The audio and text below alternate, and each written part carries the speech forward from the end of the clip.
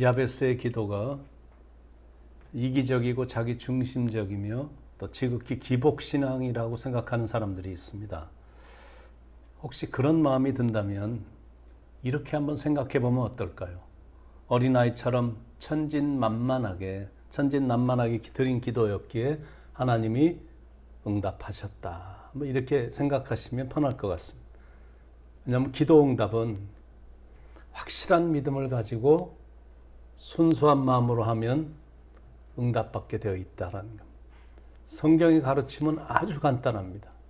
네가 구하는 대로 되리라. 야베스의 기도는 단순했고 진실했고 절실했습니다. 그래서 하나님이 그 기도에 응답하신 겁니다. 여러분에게 정말 최악의 상황이 임했다면 여러분은 어떻게 반응할 것 같으십니까? 아마 진짜 최악의 상태가 빠져 있다면 아마 부끄러움도 없을 것입니다. 상황이 더 나빠지면 사람들은 부르짖게 되어 있거든요. 아무리 점잖은 사람이라 할지라도 뭐 최악이니까 부르짖게 되어 있습니다. 산에 올라갔다 떨어져서 절벽에 걸려갖고 지금 죽느냐 사느냐 기로에 놓여 있는데 점잖은 목소리로 나 좀 도와줄 수 있습니까? 뭐 이렇게 말할 수가 없는 겁니다. 지금 물에 빠져 좀 죽어가고 있는데 자기가 양반 출신이라고 점잖은 목소리로 도움을 구하는 사람이 있겠습니까? 기도도 그런 겁니다. 지금 상황이 급박하기 때문에 부르짖는 거거든요. 그러므로 기도 내용을 갖고 너무 문제를 삼아서는 안 됩니다. 진짜 문제는 기도를 안 하는 게 문제니까. 여러분 기도를 하는데 뭐가 문제겠습니까?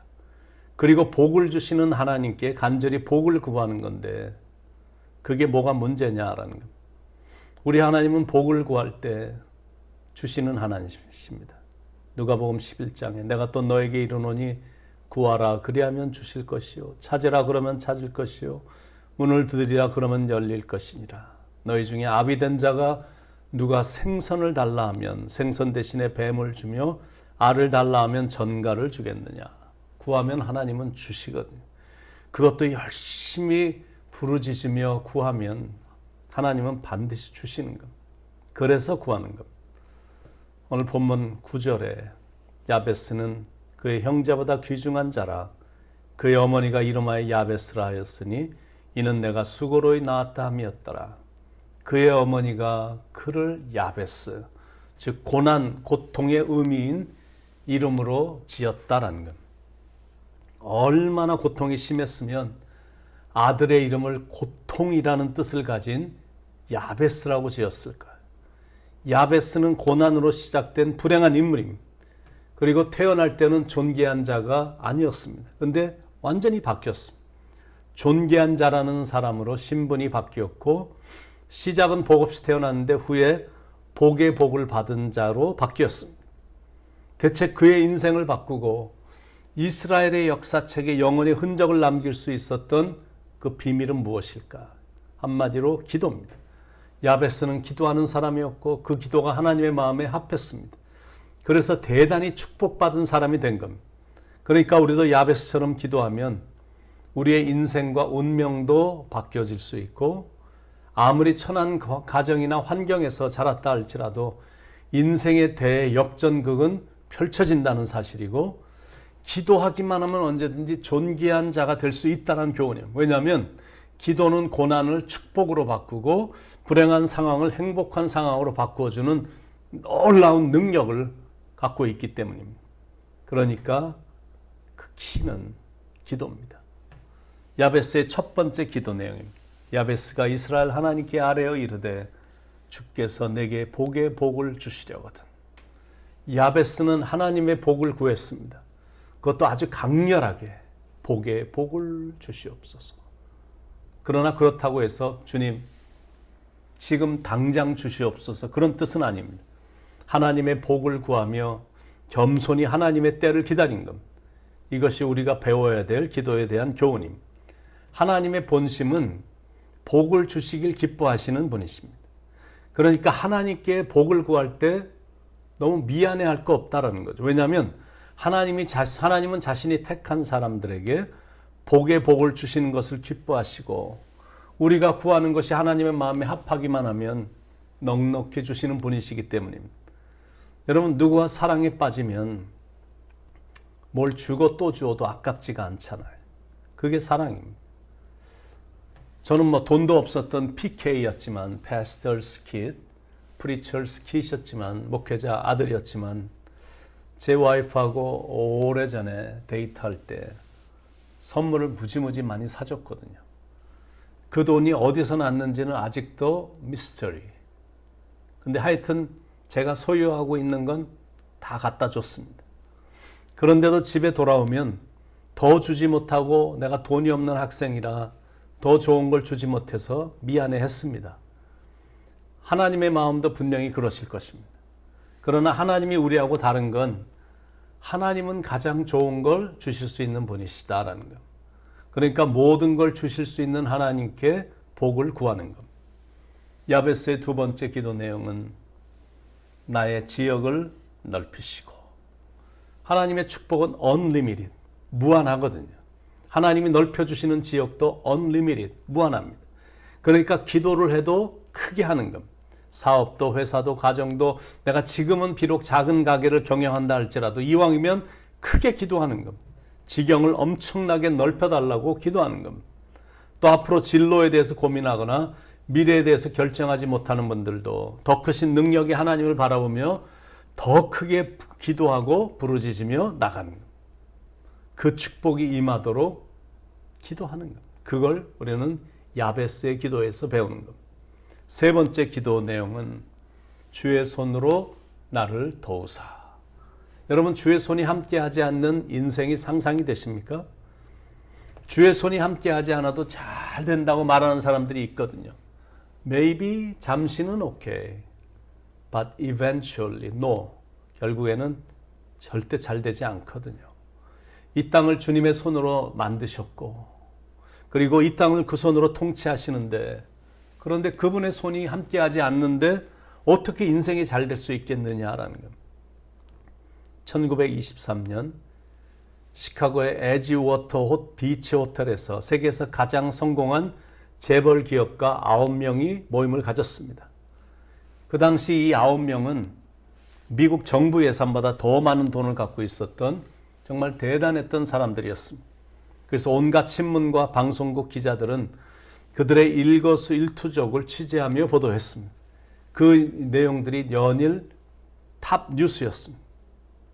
그 세월이 흘러 25년이라는 세월이 흘러 한 기자가 그들이 지금 무엇을 하고 있는지 참 궁금해서 호기심이 생겨서 조사를 해본 겁니다. 그런데 세계 최대 철강회사 사장 찰스 슈왑은 빚더미에서 쓸쓸히 죽었고, 전기회사 사장 사무엘 인설은 파산하고 그 충격으로 외국으로 도망 다니다가 객사했고, 뉴욕 증권회사 사장 리차드 휘프니는 싱싱 형무소에 수감되었다가 석방된 후 자살했고, 가스회사 사장 하워드 홉스는 정신병자가 됐고, 밀회사 사장 아더 커트는 파산했으며, 내무장관이었던 알버트 폴은 형무소에 수감되었다가 사면을 받은 후 무직으로 살다가 죽었고, 맥주회사 사장 제스 리베모어는 자살했고, 전매회사 사장 이반 크레버거는 불의의 객사를 당했고, 국제은행의 은행장이었던 레오 프레이저도 자살했다는 것. 여러분, 무엇이 느껴지십니까? 돈이 많다고 다가 아니다. 권력이 있다고 대수가 아니다. 우리가 지난주에 다 목격했잖아요. 박원순 서울시장. 세상적인 파워는 이렇게 한계가 있고 세상적인 절대 권력은 부패만 양산할 뿐입니다. 그러므로 결론은 하나님의 손이 도와주셔야 된다는 것. 세상살이라는 게 그렇게 되는 게 아니거든요. 자식도 그렇고 사업도 그렇고 건강도 이게 다 하나님이 도와주셔야만 되는 거예요. 그런데 전능하신 그 하나님의 손을 움직이게 만드는 게 그게 바로 기도다라는 것. 성경에 보면 여호와의 손, 하나님의 손이라는 말이 한 250번 정도 나옵니다. 무슨 말이냐면 그 손을 의지하며 나가라라는 것. 그 손이 움직이는 곳에 기적과 능력이 나타나기 때문입니다. 그분의 손이 함께 하시지 않으면 복도 없고 삶의 능력도 없고 지경도 넓어지지 않거든. 그래서 하나님의 손이 우리에게 임하도록 기도하는 겁니다. 이제는 완전히 컴퓨터 시대가 왔잖아요. 컴퓨터는 정말 놀랍고 신비합니다. 손가락 하나만으로도, 마우스 하나만으로도, 하나만 움직여도 수많은 정보를 얻을 수 있는 게 이게 신비한 거거든요. 정말 편리하고 좋은 세상이 됐습니다. 그런데 그런 컴퓨터라 할지라도 한계가 있습니다. 왜냐하면 사랑도 못하고 반드시 정보가 들어가야 정보를 줍니다. 그런데 우리가 섬기는 하나님은 능력이 무한하시고 사랑까지 넘치시거든요. 그 사랑과 능력으로 우리를 도와주시는 겁니다. 그 사실을 알기 때문에 내가 할 수 없는 것들은 하나님께 맡기고 하나님께서 그 일을 반드시 이루어 주시리라 믿으며 하나님의 손이 함께하기를 바라면서 기도하는 겁니다. 그게 야베스의 기도. 마지막 야베스의 기도는 야베스가 이스라엘 하나님께 아뢰어 이르되 주께서 내게 복을 주시려거든 나의 지경을 넓히시고 주의 손으로 나를 도우사 마지막은 나로 환난을 벗어나 내게 근심이 없게 하옵소서라고 기도했습니다. 사람은 한순간에 망할 수 있는 일들이 어디든 누구에게든 어디에 다 있습니다. 특히 세상적으로 성공했다는 사람들에게 그런 유혹과 시험은 늘 도사리고 있습니다. 그걸 이기지 못하면 평생 성취해 놓은 것들, 다 이루어 놓은 것들, 칭찬받은 것들, 그 많은 축복들이 아무 소용이 없게 된다는 사실입니다. 안희정, 오거돈, 박원순. 우리는 최근에 우리의 그 조국 안에서만도 정말 일어나는 일들을 봤잖아요.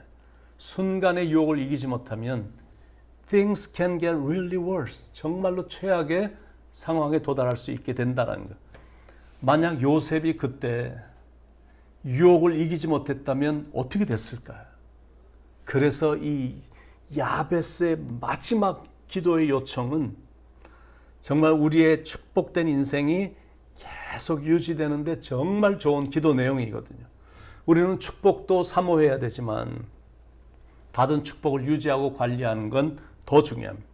대체적으로 보면 우리는 축복을 사모하며 기도하지만 유혹과 시험에서 이기게 해달라는 기도는 잘 안 합니다. 그런데 예수님이 가르쳐 주신 기도에 보면 Lead us not into temptation.